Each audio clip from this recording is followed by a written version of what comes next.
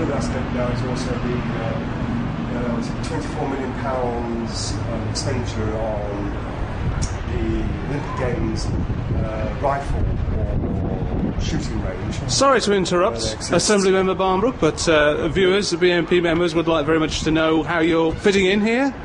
Oh, pretty well. I think the nonsense that happened about 2 weeks ago when we came to the first full members, not assembly, but full members meeting, where they put a petition between me and the Conservatives, has now been wiped away after I had a bit of an argument with the chairwoman of the Assembly.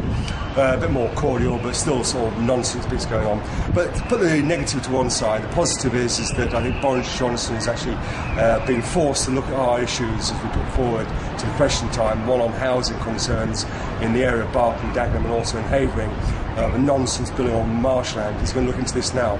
But the more directly positive things is that one, we're now assisting the charity, which shouldn't be a charity, it should be paid by government, the NHS, and that is the London Air Ambulance. The second issue we're actually working on very strongly is the Olympic Games. Information has been given to us by a company in Dartford that has an Olympic set-up shooting range. Now what's going to happen in Stratford when the Olympic Games come over, they're going to spend £26 million plus on building this rifle range, shooting range for the Olympic Games. And then literally 2 months afterwards, they're ripping it down.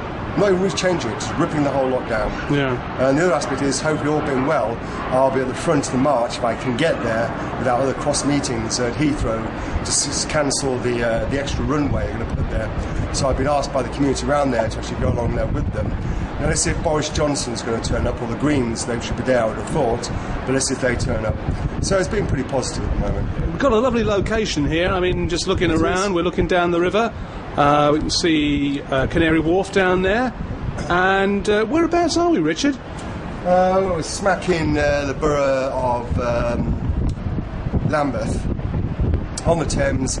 This is City Hall. This is City Hall, isn't it? And this is the what room do they call this, or what balcony? This is called the London Lounge. Yeah. Probably better than Ken Livingstone's bedroom before, but it's the London Lounge now. Yeah. And this can sit about 200 people. Yeah. And each member can have this room for a session period once a year.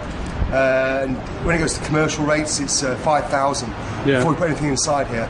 So the idea is we actually have GLA related, not political, GLA related projects that can have some element of politics put into it from our side.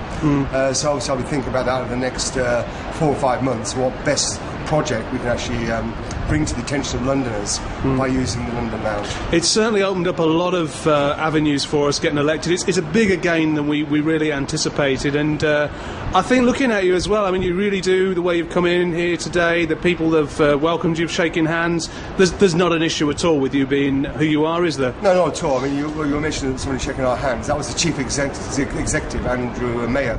I think she should be probably Sir Andrew Mayer. Comes from Livingstone's background, but unbelievably professional about his job. He was the first person to greet me at the count when he came to City Hall to deliberate it.